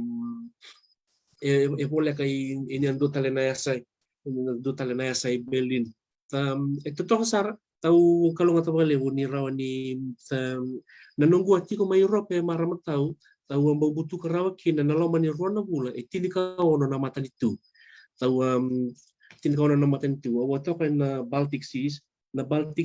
kawili to kine tulo na mata dito kando baka to kay na Baltic States o Lithuania o Latvia bata kay Estonia to sarira ket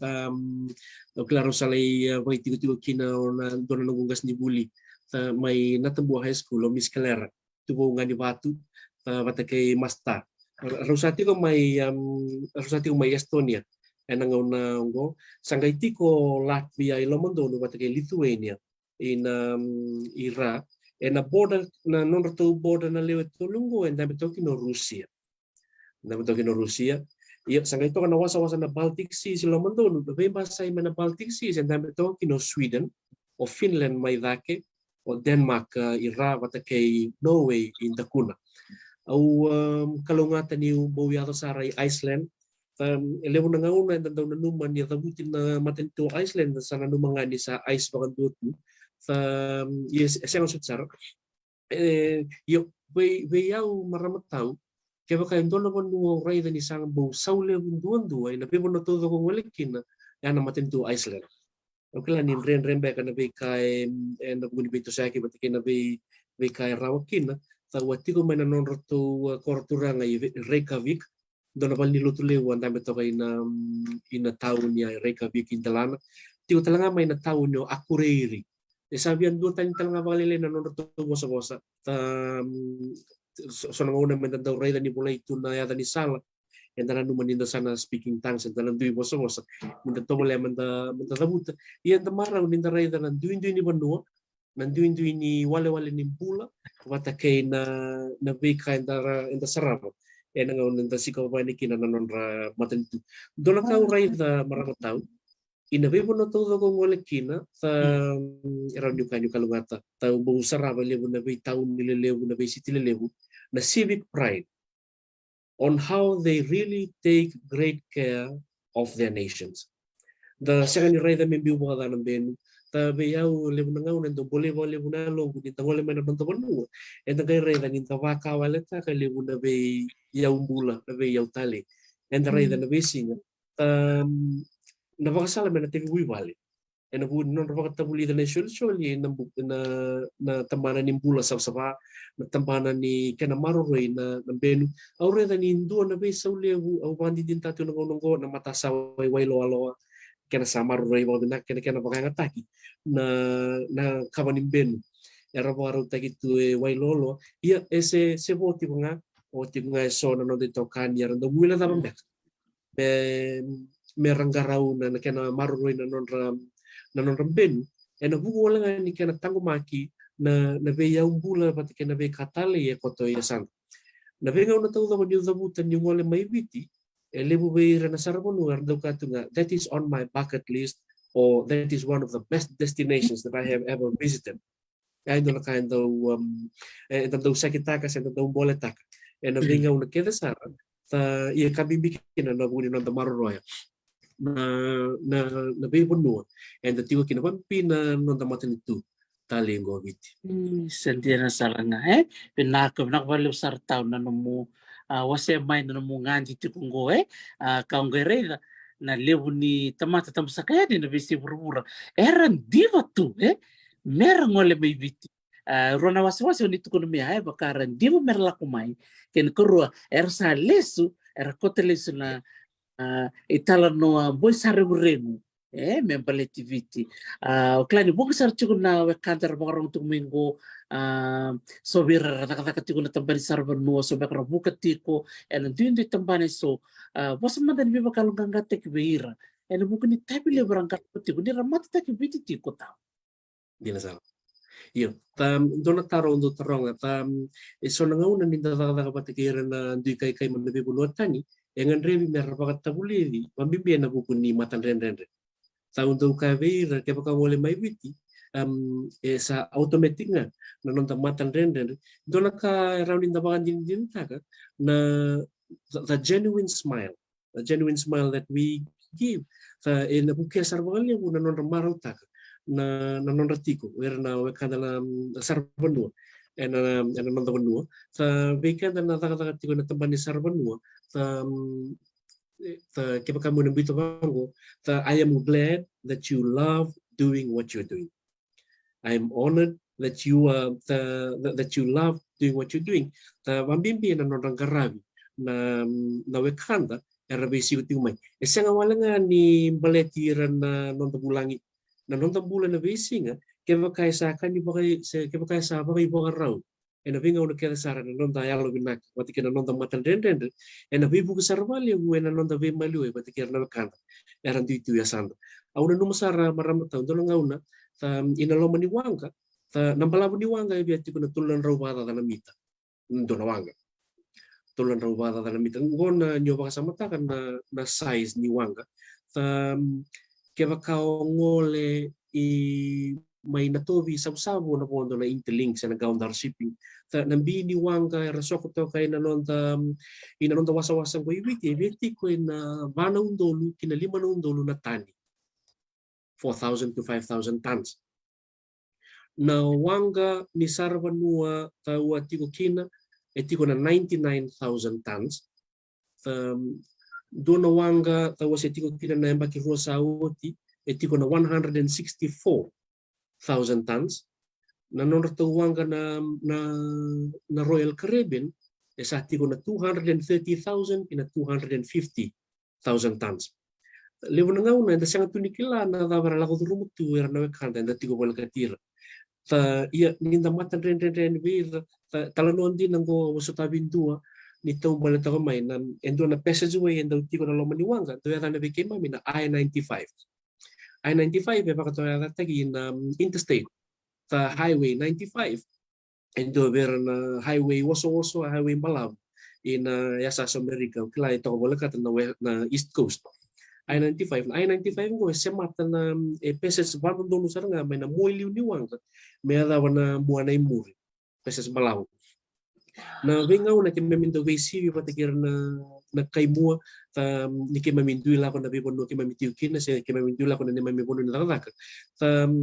awangay bakambula vendua umarit kan kawita kwa maramatang sa utirona singa ngai lesu mai kwa vea ngai tukuna kwa bini bina ngabalewu na nomu atao mukawita kiau You have no idea. I was going through a hard time at that point. And the something kila. Kaya kami dating mga na basic. Ni matan ren ribeira na kanda ni matan ren ribeira na non to bubale batikira and sota batikira esarawa ni inda bebu itu. E nabuguni kana tarai da kana buguni kana tarai da kana non rabula. Kene kerua ona dabuta tiunga na bimbi ni non masu batikina non tabang bota na kalu. Tau sena numa sara donai talatalan do wasiawa lewu na same rua walu ask of me and I will give you the nations as your inheritance, the ends of the earth as your possession. Awas sa tuburan na bolya na lo utri lo mangu na tingin bola tambia Psalms 2:8. Ang gaya tabuti na nung gagani masuturanga according to thy word I am asking you that you will allow me to visit nations. Ono sa wala karuan na mata itu. Sa rawangan ni natupuna ni kalu. Iya audo tabuta bawa sama. Kaya kaya rawan ni takaba bayaw na kalu darumo ni nailanga may ba daw susutunga ito muka o tega mo nga niluto ka Fijian school ito se so nangauna na daw bali may natokawanga may dalisyo may tumuka so nangauna na daw so tabo to ng renre if God is able to do it for me then he is also able to do it for you kambimbinga na non damen doon na mata ni kalu kaya na non bautan liuda ni kalu endo be baru taki be kurang bitaki sa me ato puting me nangaunong se babu ni na tatu na kalu sa eno ko ni na beso tabi ena venga una kedesar on i da buta tiko maramata na bimbi ni nonta sema ba biyo kani batake na nonta bubale maru ta ba lebu na bituberi ba dur biyo maru ta ba lebu na ena bu ni nongo bubale sa dona nga unang ko kito bibal kat sara batake na nongo tumbu raw sar tingo may ruti hill i Australia ko binu na tatu wale buno buku ni au kila around baka ni tukuna au meu zabuta be rauna nungu tubu rurua I am where I am because of the sacrifices that they had made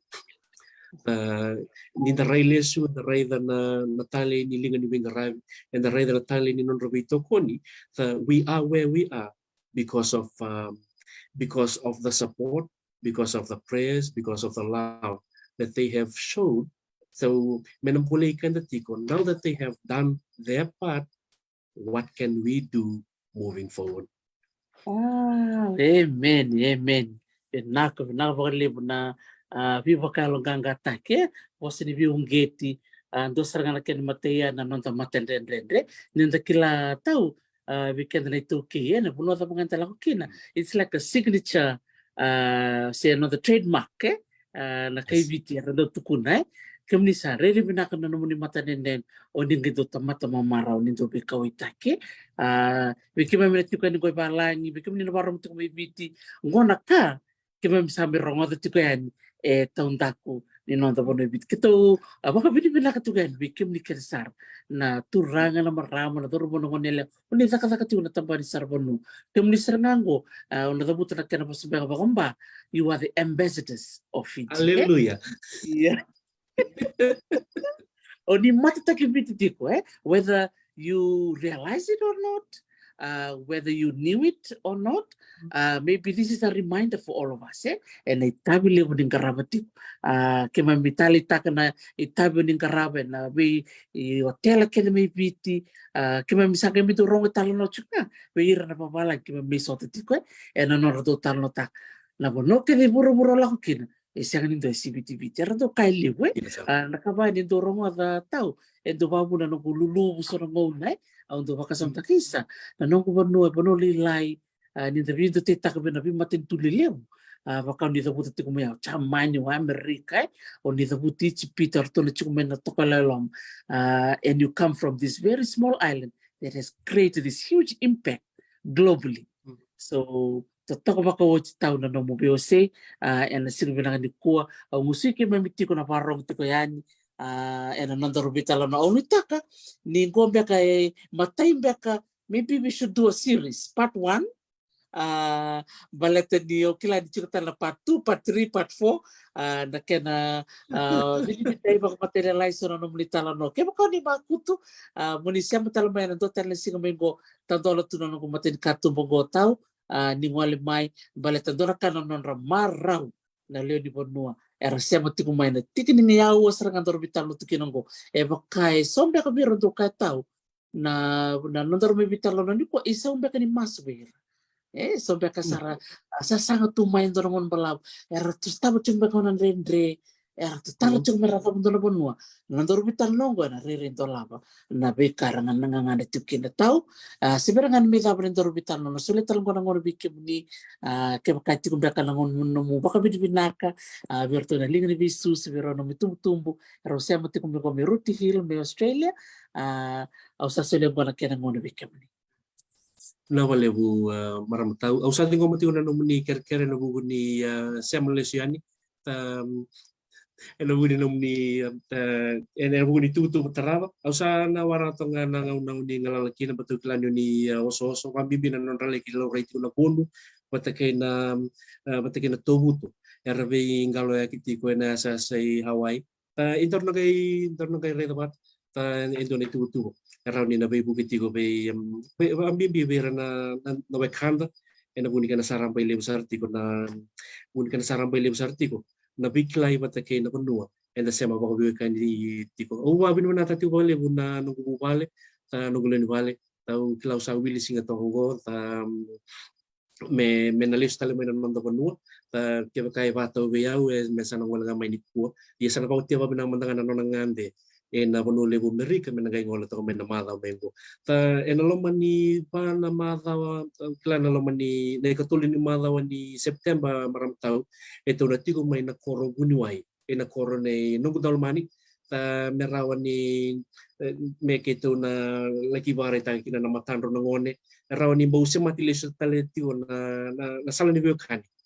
kila sesi nga mga sila sumay bunuay yung sana nangono nangoliki no sana lenga luto mandanga matamuro ko na non ratiko na tawken koro arto nang wala to me nagubale may serne me rato vito ko nitiko na buni lang ko sama na matikin ka rawan imbaw kita tunga hubungi ka na si Kobe na besa buruburan lo maniwan sa ulkuro na matentu kasara vital tunga na tali ni beka itu ina nonta tali ni beka itu na nonta banua na nonta be korkoro rawan inda sakit tagatu ka wasiati ko ni beira na tu na besa burbur sa totokan din o viva Carlos Stalin na vida na bika ni awasia maya nung do na nan ren ruas taba na matiningaw na tukuno ko work your worth not your pay ya bikin na parang tiko mai sa ngon na pero mo rubek so nan rendre enta la ko rumutiko klan ni lebu sarana wele so di bibinak enta na rongo da mai kada na bulkin en ni robital no di kwa e tau e pelin raw binak ba lebu sar turang tau na no musule tu mena no mungon na kabina ni kwa kervi bosoti na betao balele ni robital no en vida na miniti na dorme da rati ko mikin na wala kaloko ya kan marau ni ratiko erna sol era ni rapaka ngata na karoni ni wasa-wasi ni umon sangwa daki na plan A sana riko na plan B ya marota ka tao ni rabi ka daro vital no ni kuwa rere sa kena mandingi mendor may sa tonggo nakabaliw sa tao na no musile to no mo na may tala no bulo mo di mamitu baka binibinakay bombal sa ngoli tung gobyerno ba ko rongo tumay ang bong binakan ko tala ka ni biwa sa tao ni berdio ba ko mo na sa uwa mo sa labi ako ayaw tau mablim na tawal yung nabukunin nom ni tokoro takati ko maram tau na nom ni Beding Gomi mamimbiyan na muturara ni Buli o ni tigo kina na buni ka ng dikevi ka bandiloy na isema ba kani at tigo na nonda bonua patake na kena maroroy na ito na nonda bonua sa sona nga una sando bakawal tagitu iyo babinubin na ka ni tigo esora tutak na nabuni ka na maroroy na nonda itobo kenda na kawitaw kay and bimbi na nonda na numiti ko na Wakanda matkir na luben dara burti ko may sebenarnya kembali besar usaha musik yang memitukan ko nantunan roba katata era sema tu yani eno mona liba na besi burbura sangol tukan na baka binibina kataw binandu na musuli tu na mongaw na salolom sarbali bertona pero nang wani bale baka talangkin bina mundo na ni warom tu ngome merik kiro talangan ng gasi may Australia may taptal nang una katarabo dor nang kami sa tali eno nong bata binakabali besar Na wale kalau ngata temo tamana. Matak mata tahu. Sa tatako makawoti na ni Roma Vita no tiko na kami kuwa kena nanda bulani o ipelin raw bunga bikem ni ni santo baka muriti ko na non na tanga ni biaba ni Facebook ronyo ni ngwale kina na utinga ni Robita Nongo o klaso bikem ni ni salire sartu kina binaka baka lebo tiko kina na non na website na website santo waseti ko na allcruisejobs.com allcruisejobs.com. Bikim ni na nganreba mo nila kita kadaka na cruise liners going to be na tamban na takata kinokoy maraw ni tikutang kindo na ngonele Susana sa gisul ng gondo na idodobi may tamer da maraw da limbita nirati ko na da ngoni ni toke ngoni viti era takata tiko na biwanga so sa ngor tiko ni kono bako ni binaka bikim ni na sa sangat tiko mo ni takaka klan sa tiko ngota wipeli tiko talaga na marama o Susana and tambanang go klan so taliti ko na bi matagaliwanga so may Australia pakatinga kin Minislandi sa ngol tiko ni kono bako ni binaka bikim ni kensar au sana bako mo ni ko manaya to Hawaii me do na non da ngono katarawa ni sama di mata.